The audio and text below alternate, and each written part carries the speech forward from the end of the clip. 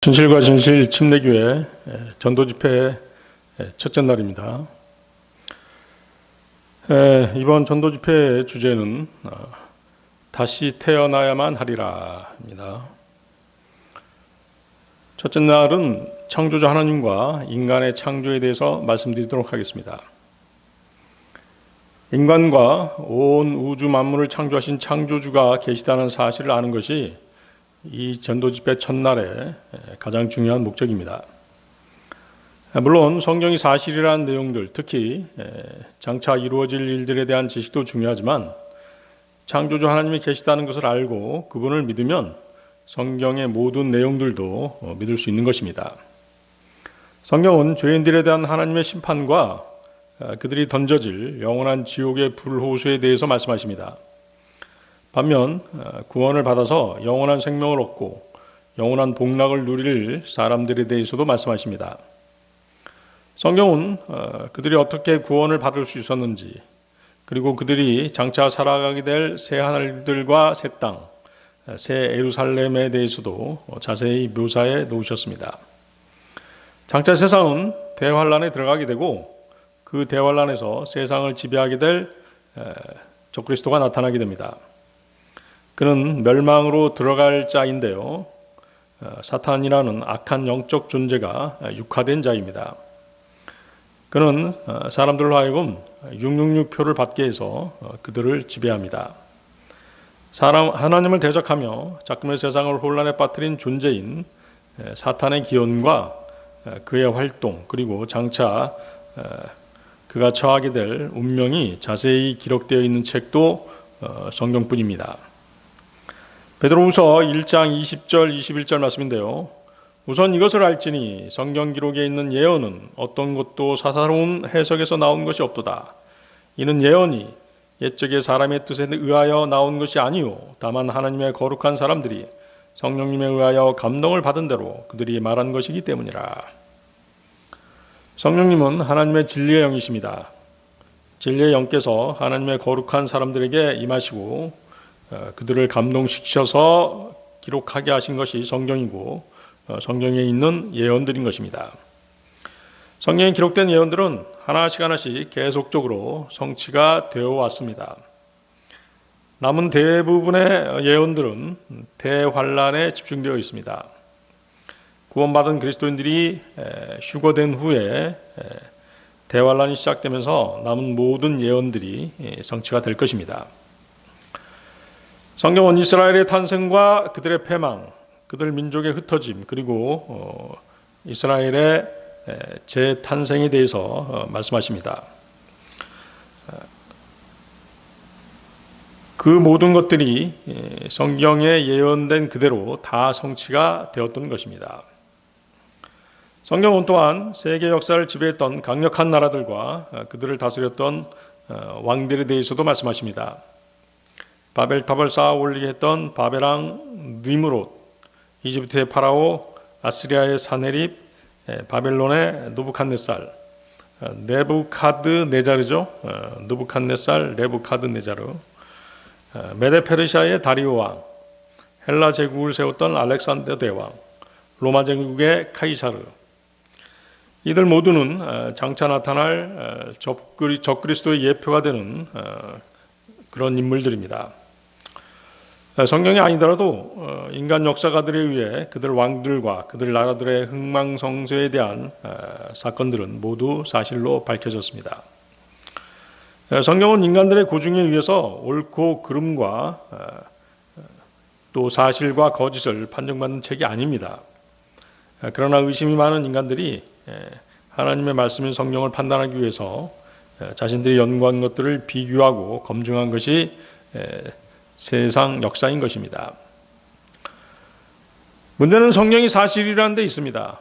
성경이 사실이라면 하나님이 살아계시고 장차 다시 이 땅에 오실 것이며 죄인들을 심판하실 것이 기록되어 있기에 그대로 이루어진다는 것은 참으로 두려운 일입니다. 공의로우신 하나님의 심판과 영원한 지옥 불호수, 그리고 영원한 천국과 새하늘과 새 땅, 새 예루살렘, 생명나무, 생명수에 대한 모든 성경 기록들이 사실이라면 문제는 대단히 심각합니다.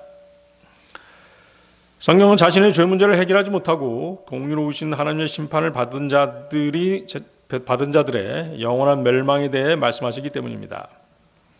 계시록 21장 8절입니다. 그러나 두려워하는 자들과 믿지 않는 자들과 가증한 자들과 살인자들과 행음에 빠진 자들과 마법사들과 우상 숭배자들과 모든 거짓말쟁이들은 불과 유황으로 타오른 호수 속에 자신들의 부분을 받으리라. 이것이 둘째 사망이라. 자, 이 구절에서 둘째 사망은 구원받지 못한 사람이 한번 죽게 되면 지옥에 있다가 마지막 최후의 백보자 심판석에 끌려 나와서 최후의 판결을 받고 영원한 지옥 불호수로 던져지는 것을 말하는 것입니다.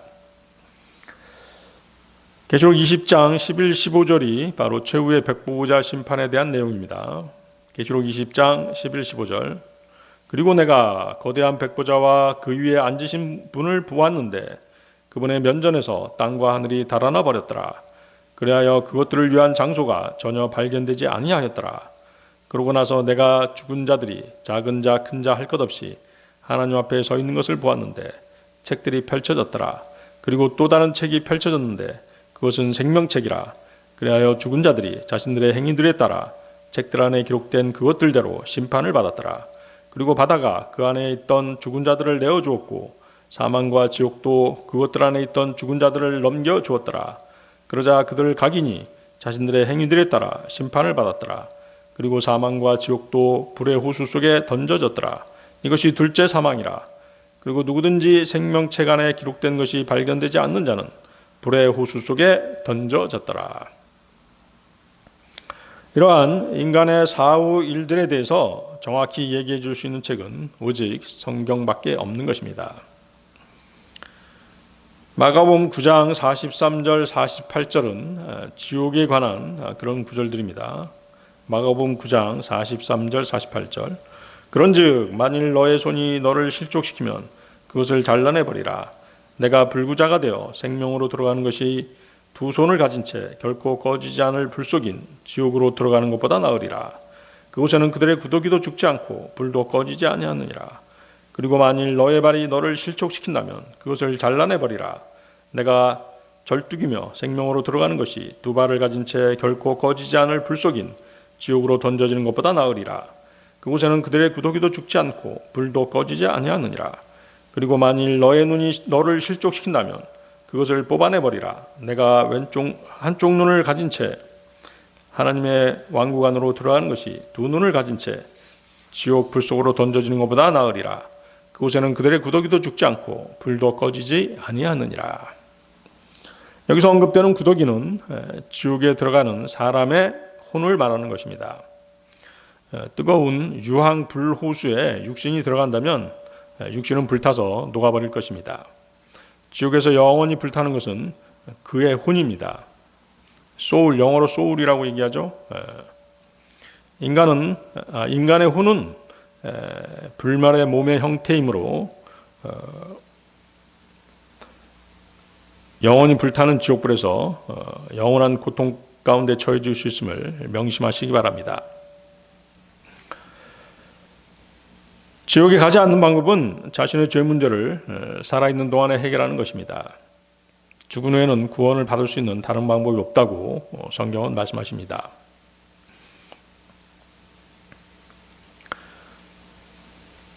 하나님께서는 모든 행위와 모든 은밀한 일들을 심판하실 것입니다. 가톨릭에서는 연옥이라는 것이 있어서 죽은 후에 연옥에서 고통 가운데 있다가 성도들이나 친인척, 자녀들이 열심히 기도하고 헌금을 많이 하면 좋은 곳으로 옮겨진다라고 그렇게 말합니다. 그것은 성경에 없는 거짓말입니다. 연옥이란 장소도 성경에는 전혀 언급되지 않습니다. 그런 거짓말에 속게 되면 진짜 지옥에 가는 것입니다. 히브리서 9장 27절인데요. 그런즉 한 번 죽는 것은 사람들에게 정해져 있으나 이후에는 심판이 정해져 있는 것 같이. 전도서 12장 14절.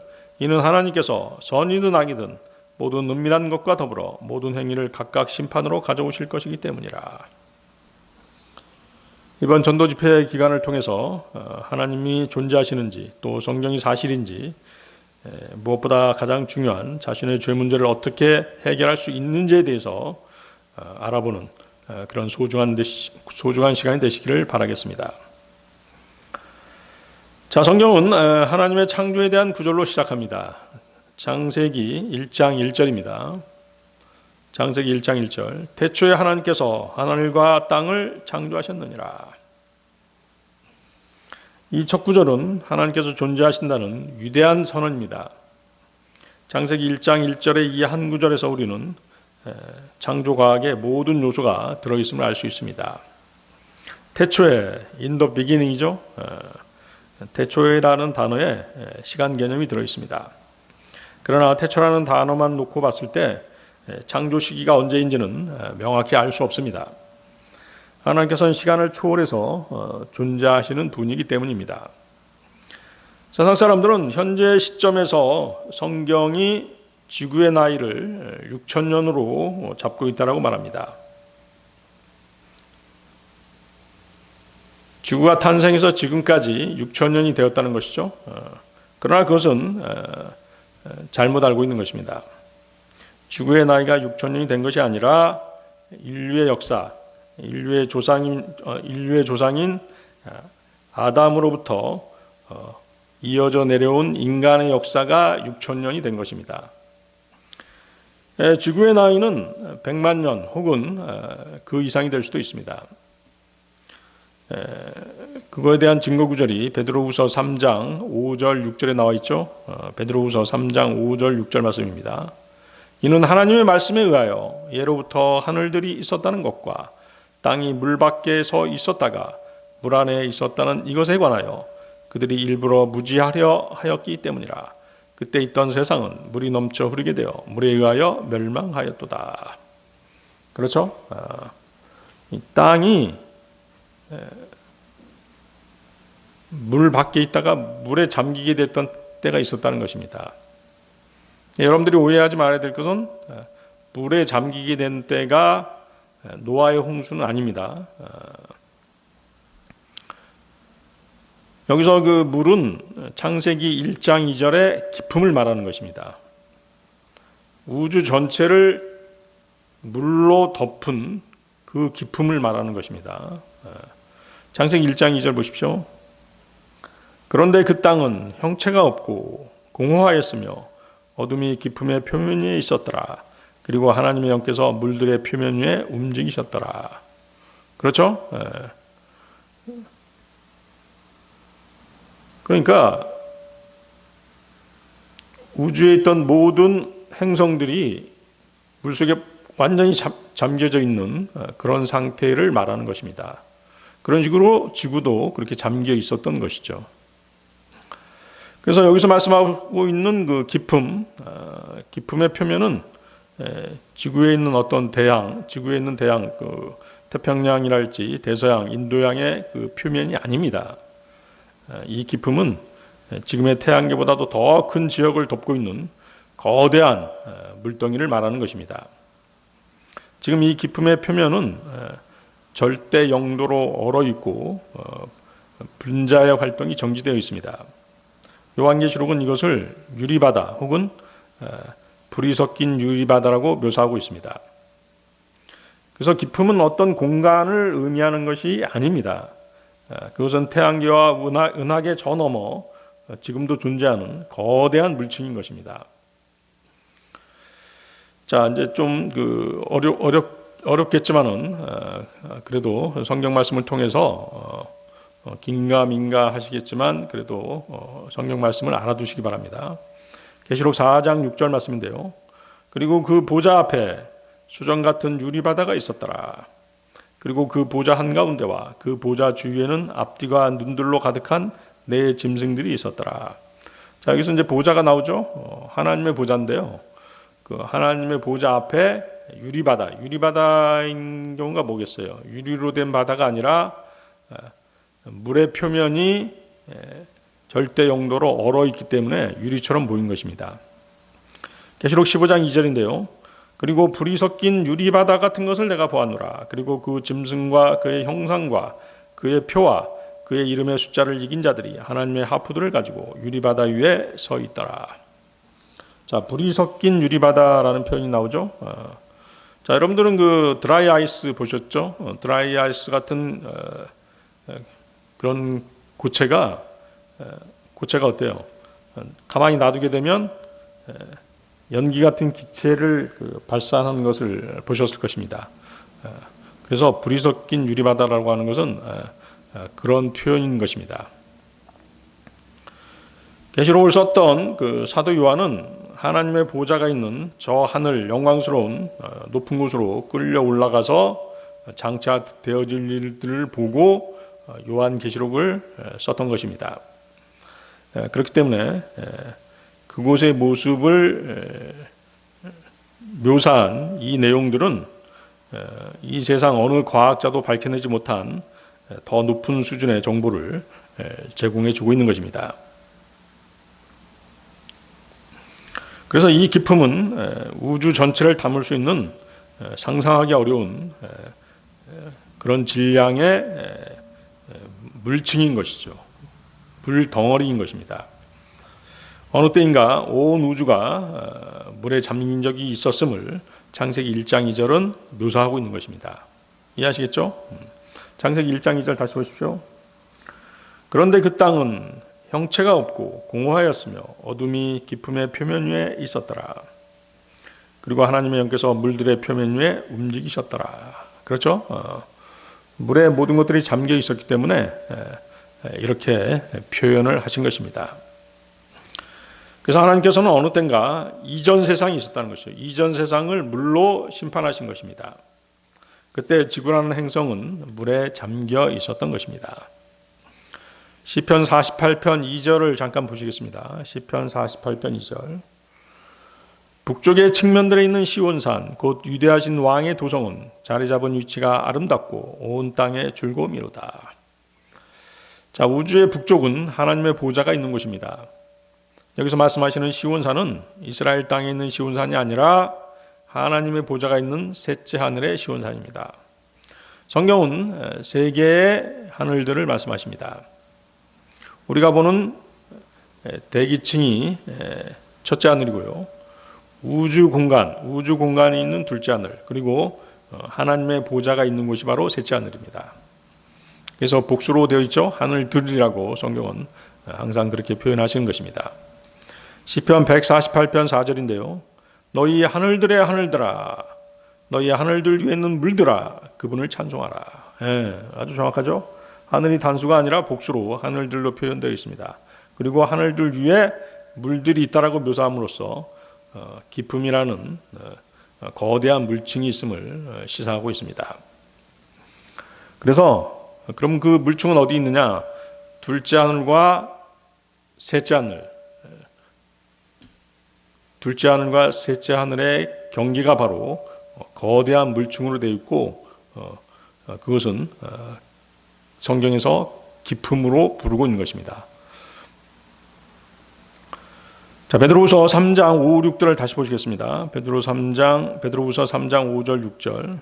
자, 이 말씀에 따르면 세상은 노아 홍수가 발생하기 훨씬 이전에 물로 심판을 한번 받았던 것입니다. 이는 하나님의 말씀에 의하여 예로부터 하늘들이 있었다는 것과 땅이 물 밖에 서 있었다가 물 안에 있었다는 이것에 관하여 그들이 일부러 무지하려 하였기 때문이라. 그때 있던 세상은 물이 넘쳐 흐르게 되어 물에 의하여 멸망하였도다. 이전 세상이 있었다는 것이죠. 이전 세상에 어떤 존재들이 살았는지에 대해서는 성경은 자세히 말씀하시지 않습니다. 그렇지만 영적 존재들도 같이 있었던 것은 분명합니다. 영적 존재들이라고 하면 천사들이겠죠. 전사들, 스랍들, 그룹들, 그런 존재들이 이전 세상에서도 같이 존재해 있었던 것입니다.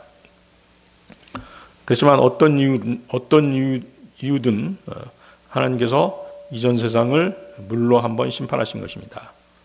하나님의 거룩하심에 반하는, 즉 영적 악한 세력들이 있었기 때문에 하나님께서는 진노하셔서 그들을 물로 심판을 하신 것입니다. 그래서 베드로후서 3장 5, 6절은 타락한 인간 세상을 심판하신 이 땅에 있었던, 이 지구상에 있었던 노아의 홍수를 말씀하시는 것이 아닙니다.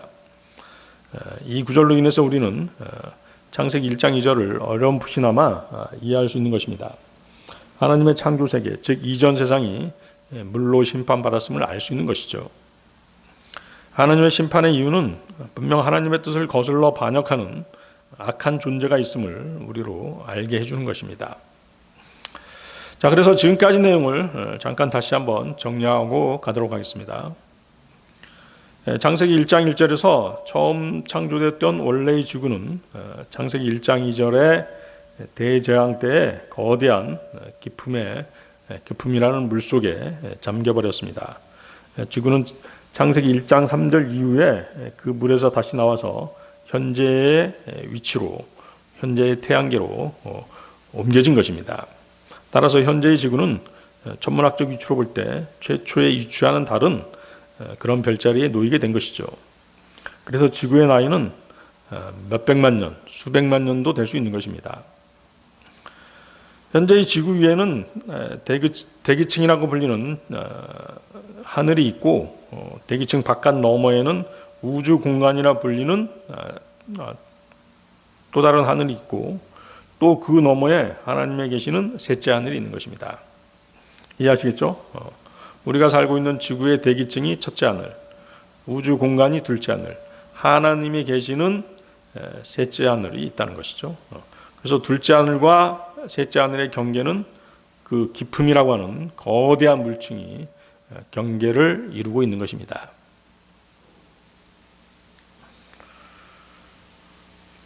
그래서 하늘들, 즉 복수의 하늘이 있다라고 성경은 말씀하시죠.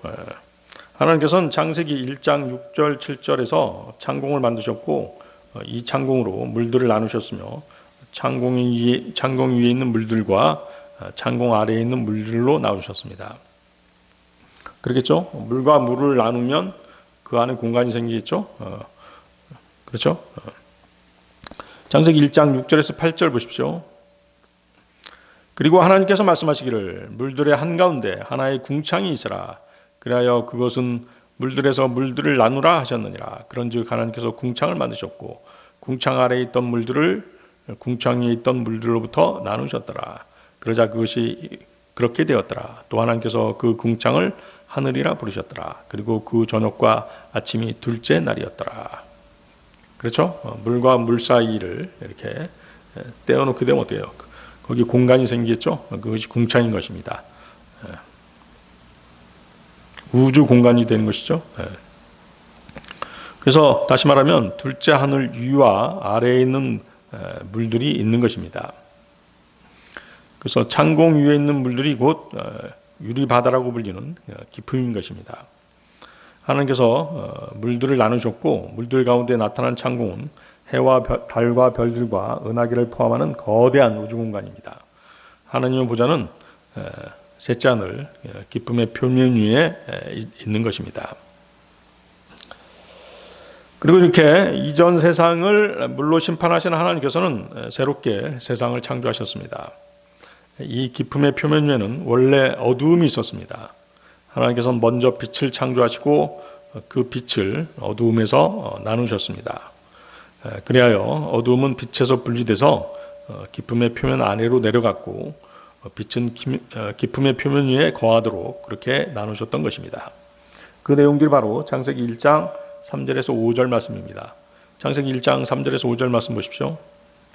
그리고 하나님께서 말씀하시기를 빛이 있으라 하셨느니라. 그러자 빛이 있었더라. 또 하나님께서 그 빛을 보셨으니 그것이 좋았더라. 그런즉 하나님께서 그 빛을 그 어두움에서 나누셨더라. 그리고 하나님께서 그 빛을 낮이라 부르셨으며 그 어둠을 밤이라 부르셨더라. 그리고 저녁과 아침이 첫째 날이었더라. 자, 그래서 이 빛은 사물을 식별하는 태양빛이 아닙니다. 이 빛은 햇빛이 아니라 하나님 자신의 빛인 것입니다. 이 빛은 어떤 불순물을 전혀 포함하고 있지 않는 순수한 빛인 것이죠. 디모데전서 6장 16절 말씀인데요. 오로지 그분만이 불멸함을 소유하셨으며 아무도 접근할 수 없는 빛 속에 거하시느니라. 아무도 그분을 보지 못하였고 볼 수도 없으니 그분께 존귀와 영원한 권능이 있기를 기원하노라.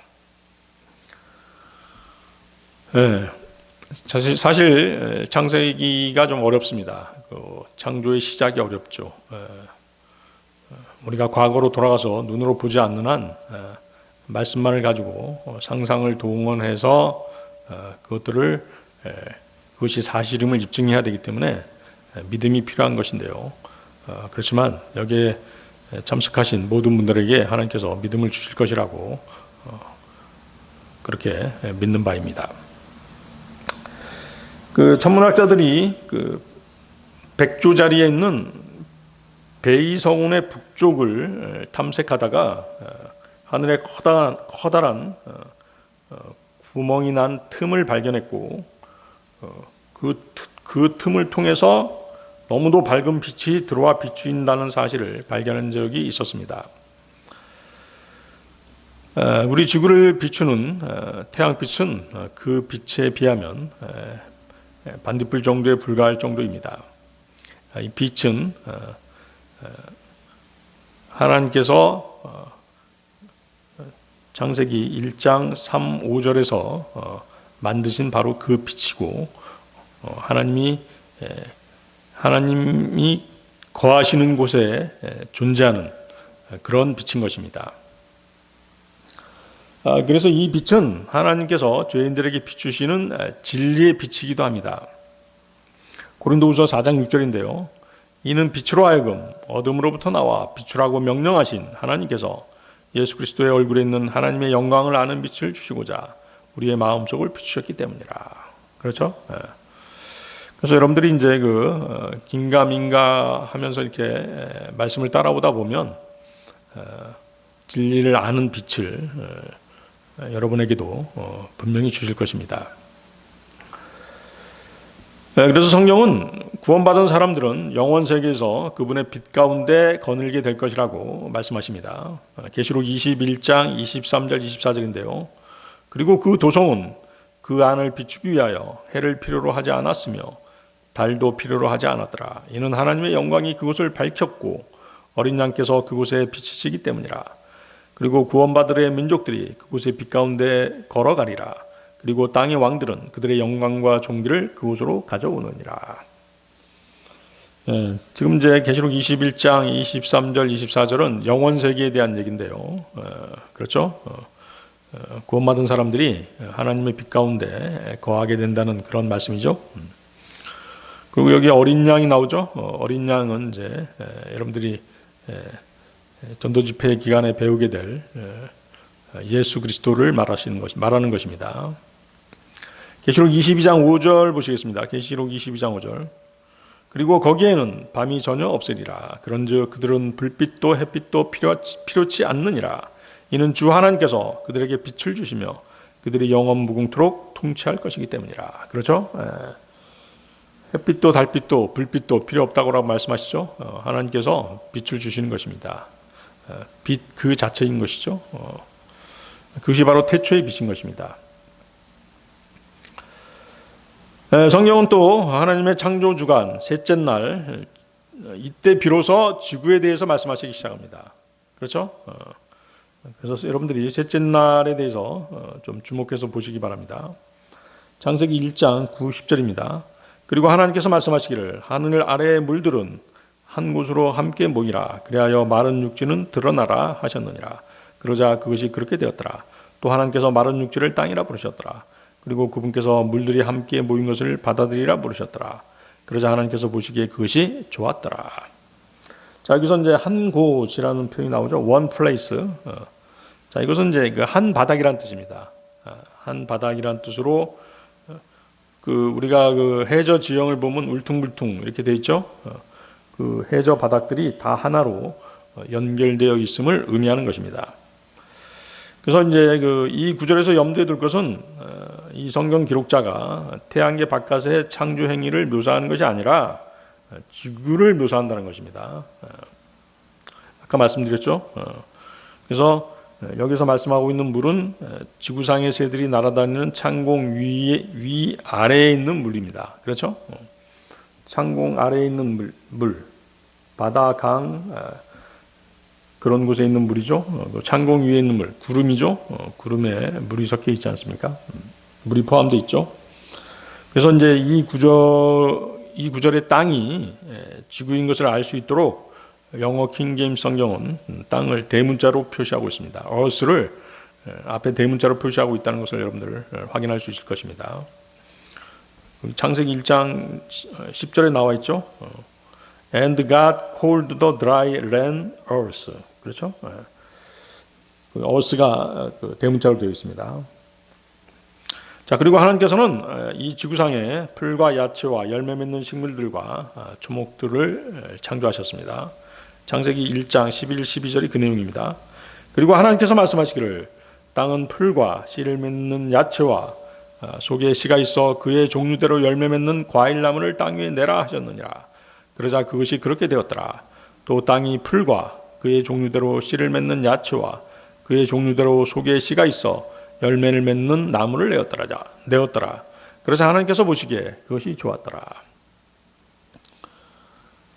자, 그리고 하나님께서는 넷째 날 우주의 별들과 태양과 같은 빛을 내는 항성들을 창조하셨습니다. 창세기 1장 14, 16절이죠. 그리고 하나님께서 이같이 말씀하셨느니라. 밤에서 낯을 나누기 위하여 하늘의 궁창에 빛들이 있으라. 그리고 그것들은 표적들을 위하여 시기들을 위하여 날들과 연도들을 위하여 있으라. 또 그것들이 하늘의 궁창에 빛들이 되어 땅 위에 빛을 주라. 그러자 그것이 그렇게 되었더라. 그리고 하나님께서 두 개의 커다란 빛들을 만드셔서 보다 커다란 빛은 낯을 주관하게 하시고 보다 작은 빛은 밤을 주관하게 하셨더라. 그분께서 별들도 만드셨더라. 그렇죠? 자, 다섯째 날로 가겠습니다. 다섯째 날에는 물들에서 생명을 창조하셨습니다. 창세기 1장 20절에서 21절입니다.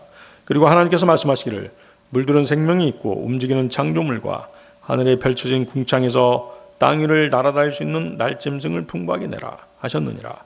또 하나님께서 거대한 고래들과 물들이 풍부하게 낸 것, 곧 움직이고 살아있는 각각의 모든 창조물을 그것들의 종류대로 창조하셨으며 날개 달린 각각의 모든 날짐승을 그의 종류대로 창조하셨느니라.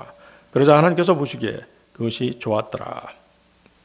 그래서 최초의 동물의 생명은 어디서 나온 것입니까? 물로부터 나온 것입니다. 이 물로부터의 출생이 중요한데요. 이 첫 번째 출생, 즉 육체적 출생과 관련이 있기 때문입니다. 성경의 모든 첫 번째 출생은 물로부터의 출생입니다. 다시 말하면 이것은 육체적 물리적 출생이지 영적 출생이 아닙니다. 그래서 물로부터의 출생은 육체적 출생이다, 자연적인 출생이다 라고 이렇게 알아두면 되시겠습니다. 그래서 여러분들이 그 어머니 뱃속에 양수에 잠겨 있다가 세상 밖으로 나오는 것을 상상해 보면 이해가 되실 것입니다. 이 첫 번째 출생은 물로부터의 출생인데요. 거듭나지 못한 죄인들의 자연적인 출생을 보여주는 것입니다. 자, 새들은 바다 동물과 동시에 창조되었습니다. 하나님의 창조주간 다섯째 날에 생명이란 단어가 성경에 처음 나타나고 있습니다. 인간은 인류 역사를 이것은 인류 역사를 6,000년으로 보았을 때 다섯째 날에 참 생명이 등장한다는 의미심장한 내용입니다.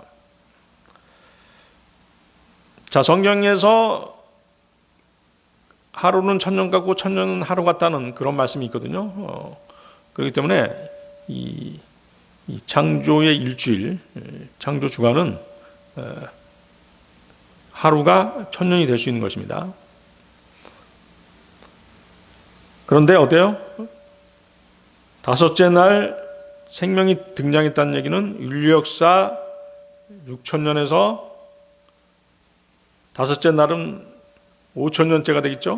5,000년이 되는 해에 그때에 참 생명이 등장한다는 그런 내용인 것입니다. 이 참 생명이 바로 이번 전도 집회의 주제이자 성경의 주인공이신 예수 그리스도십니다. 여러분들은 그분의 초점을 맞춰서 성경을 읽으시면 되는 것입니다. 자, 다섯째 날이 그렇고요. 생명이 창조되었다는 말씀 드렸고, 여섯째 날에는 땅의 가축들과 짐승들, 기는 것들이 창조되었고, 드디어 인간이 창조되었습니다. 그 인간은 하나님의 형상대로 창조되었다라고 성경은 말씀하십니다. 창세기 1장 26절 27절로 가겠습니다. 창세기 1장 26절 27절. 그리고 하나님께서 말씀하시기를 우리가 우리의 형상대로 우리와 같은 모습을 따라 사람을 만들자.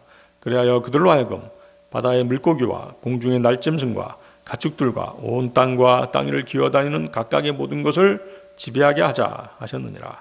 그렇게 하여 하나님께서 자기 자신의 형상대로 사람을 창조하셨으니 그분께서 그를 하나님의 형상대로 창조하셨더라. 그분께서 그들을 남성과 여성으로 창조하셨더라. 자, 이 형상, 사람의 형상에 대해서는 창세기 2장 7절에 잘 묘사가 되어 있습니다. 즉 인간의 정확한 구성과 특징이 묘사가 되어 있는 것이죠. 창세기 2장 7절을 먼저 보십니다. 창세기 2장 7절. 그리고 주 하나님께서 토양의 진토로 사람을 형성하셨으며 생명의 호흡을 그의 콧구멍 속에 불어 넣으셨더라. 그러자 사람이 하나의 살아있는 혼이 되었더라. 자, 이 말씀을 잘 보셔야 되는 게 인간이 뭘로 되어 있는 존재라는 것이에요. 몸과 혼 그리고 영을 가진 존재라는 것을 증명하는 그런 구절이 되겠습니다. 자, 진토로 만들어진 몸, 육신이죠. 그리고 하나님의 생명의 호흡인 영, 그리고 살아있는 혼이 바로 그것들입니다. 그래서 개역성경과는 달리 개역성경은 어떻게 됐습니까? 영과 혼을 하나로 묶었죠. 영혼, 몸 이렇게 이원론으로 그렇게 표기가 되어 있습니다. 그렇지만 킹제임스 성경은 그렇게 두 부분으로 되어 있지 않고 세 부분, 영, 혼, 몸으로 되어 있음을 밝혀주시고 계신 것입니다. 자, 히브리서 4장 12절을 또 보시겠습니다. 히브리서 4장 12절. 이는 하나님의 말씀은 살아있고 권능이 있으며 그 어떤 양날검보다 더 예리하여 혼과 영 그리고 관절들과 골수를 찔러 가르기까지 하고 마음의 생각들과 의도들의 분별자이기 때문이라. 자, 이 말씀에서 혼과 영이라는 단어가 나오죠. 그리고 몸을 구성하는 관절들과 골수가 나옵니다. 그렇죠? 따라서 인간은 영, 혼, 몸 세 부분으로 창조된 존재인 것입니다. 자, 몸은 영어로 바디죠, 바디. 몸은 이제 헬라어로 소마입니다. 히브리어는 바살이라고 합니다. 혼은 소울입니다. 그렇죠? 영어로 소울이죠. 헬라어로는 푸시케, 히브리어는 네페시입니다. 자, 이 혼이 중요한데요. 인간 안에 있는 육체의 모양입니다. 그렇죠? 여러분들이 그 본을 뜬다 이런 표현 들어보셨죠? 어떤 그 의상을 제작할 때 본을 뜬다라는 그런 표현을 들어보셨는데 육체의 본, 그것이 바로 이제 혼인 것입니다. 그래서 인간 안에 있는 육체의 모양으로 사람이 다시 태어나기 전까지 혼은 그의 몸에 이렇게 딱 달라붙어 있는 것입니다. 원래는 이렇게 느슨하게 이렇게 붙어 있었다가 어떤 이유에서인지 이렇게 달라붙게 되는 것입니다.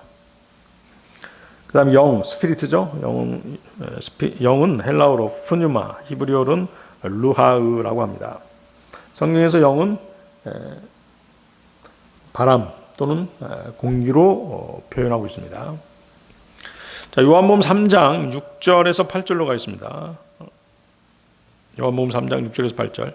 육에서 태어난 것은 육이요 성령께로부터 태어난 것은 영이라. 내가 너희가 반드시 다시 태어나야만 하리라 하고 말한 것을 이상히 여기지 말라. 바람은 그것이 원하는 대로 부나니 내가 그것의 소리를 들으나 어디서부터 그것이 오는지 또 어디로 그것이 가는지 분간할 수 없느니라. 성령께로부터 태어난 모든 자마다 그러하니라. 혼과 몸 그리고 영은 마치 바람으로 가득 찬 튜브가 들어있는 타이어와도 같습니다. 자, 여러분들 그 한번 자동차 타이어를 한번 상상해 보시기 바랍니다. 그래서 이 타이어의 겉표면, 그것이 바로 이제 육인 것이죠. 그리고 타이어 안에 바로 들어있는 뭐가 있습니까? 튜브가 있죠. 튜브가 바로 혼인 것입니다. 또 튜브 안에 뭐가 채워져 있습니까? 공기가 채워져 있죠. 바로 그 공기가 영인 것입니다. 그래서 이제 그 튜브를 보면 어때요? 겉표면하고 닮아 있죠. 그래서 혼은 육신과 같은 형태를 지니고 있는 것입니다.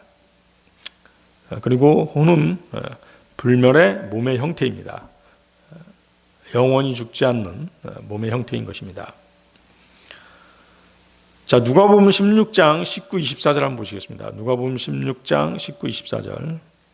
자, 여기 이제 그 지옥에 간 혼이 나오게 되는데요. 지옥불 속에 육신이 들어가면 어떻게 되겠습니까? 육신은 타서 녹아버리겠죠? 그래서 지옥에서 불타는 것은 육신이 아니라 혼이 불타는 것입니다. 자, 누가복음 16장 19, 24절. 어떤 부유한 남자 한 명이 있었는데 자주색 의복과 고운 나마포로 옷 입고 매일 호화롭게 지냈느니라.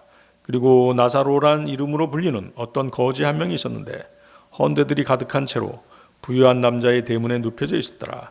그리고 부유한 남자의 식탁에서 떨어지는 부스러기들로 배가 채워지기를 갈망하였느니라. 이뿐만 아니라 개들이 와서 그의 헌대들을 핥았느니라. 그런데 이러한 일이 있었으니 그 거지가 죽어서 천사들에 의하여 아브라함의 품속으로 옮겨졌더라. 그 부유한 사람도 죽어서 장사되었느니라. 그런데 지옥에서 심한 고통들 중에 있는 그가 자신의 두 눈을 들어 멀리 떨어져 있는 아브라함과 그의 품에 있는 나사로를 보노도다. 그런즉 그가 소리치며 말하기를 아버지 아브라함이여 제게 자비를 베푸시고 나사로를 보내주시오. 그로 하여금 그의 손가락 끝을 물속에 담근 다음 제 혀를 식히게 하소서. 이는 제가 이 불꽃 가운데서 심한 고통을 당하고 있기 때문이니이다 하였느니라. 자, 아브라함의 품속이 나오죠. 아브라함의 품속은 낙원입니다.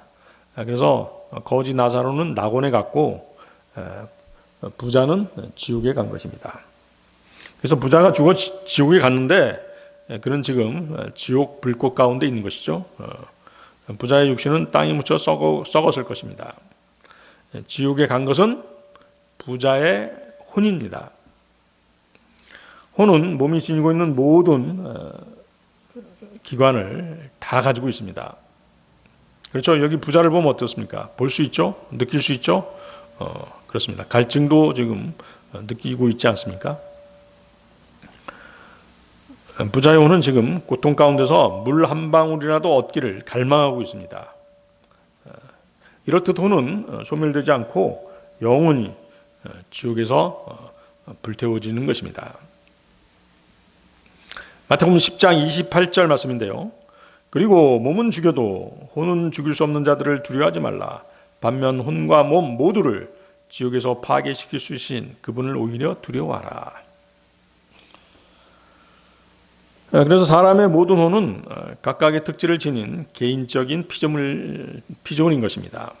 이 혼은 에고라고도 하죠. 에고라고도 하고 각 사람의 나인 것입니다. 창세기 1장 26절을 다시 보십시오. 창세기 1장 26절. 하나님께서 말씀하시기를 우리가 우리의 형상대로 우리와 같은 모습을 따라 사람을 만들자. 하나님께서 우리라는 표현을 쓰고 계시죠. 그래서 하나님은 삼위일체 하나님이십니다. 자, 좀 어려운 개념이 나왔습니다. 하나님은 성부 하나님, 성자 하나님, 성령 하나님, 이 세 분인 것입니다. 세 분이시지만 또 한 분으로 일치하십니다. 세 분이 한 분처럼 일하신다는 것이죠. 성경에서는 이것을 신격이라는 그러한 명칭으로 설명하십니다. 신격, 갓헤드라는 명칭으로 설명하시죠. 그래서 여러분들이 이제 삼위일체 개념이 좀 어렵습니다만은 그 자연계에서 이 삼위일체를 설명할 수 있는 그런 예시를 들 수 있습니다. 그 태양의 새 광선으로 예시할 수 있는데요. 느끼기는 하지만 볼 수 없는 열선이 있죠. 느끼기는 하지만 볼 수 없는 열선. 볼 수는 있지만 느끼지는 못하는 가시광선이 있습니다. 또 볼 수도 느낄 수도 없는 화학 방사선이 있죠. 이것이 이제 태양빛이지 않습니까?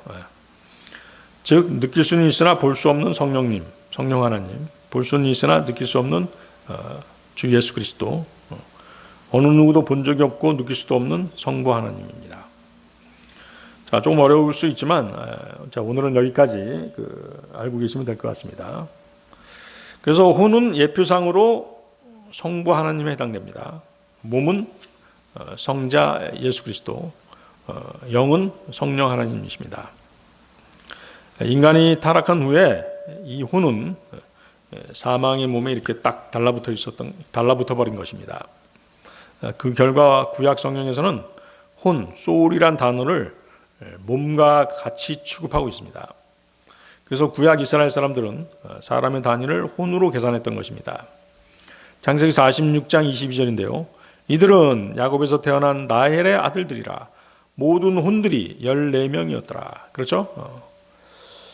사람의 단위를 혼으로 계산하고 있죠.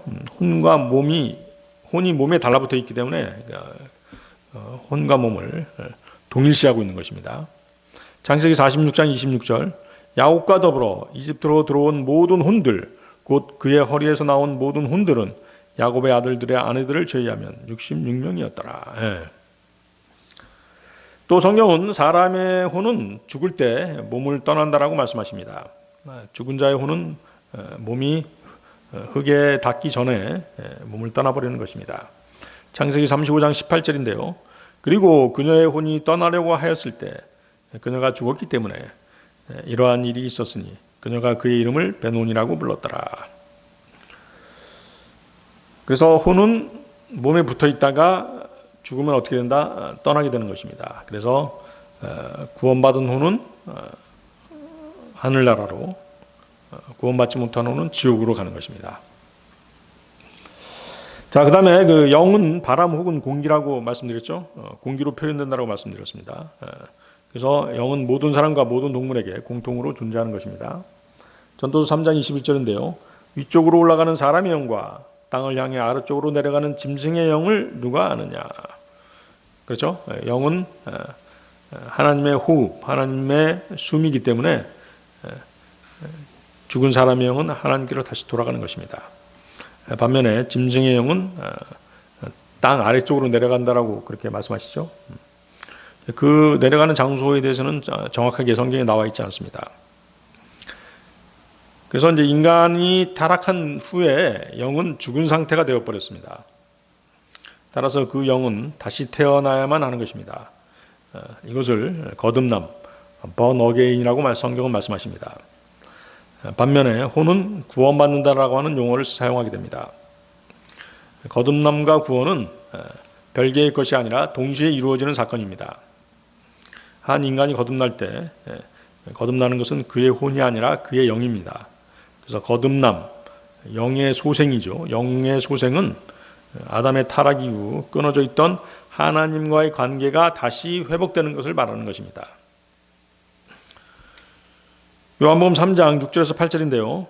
육에서 태어난 것은 육이요 성령께로부터 태어난 것은 영이라. 내가 너에게 반드시 너희가 다시 태어나야만 하리라 하고 말한 것을 이상히 여기지 말라.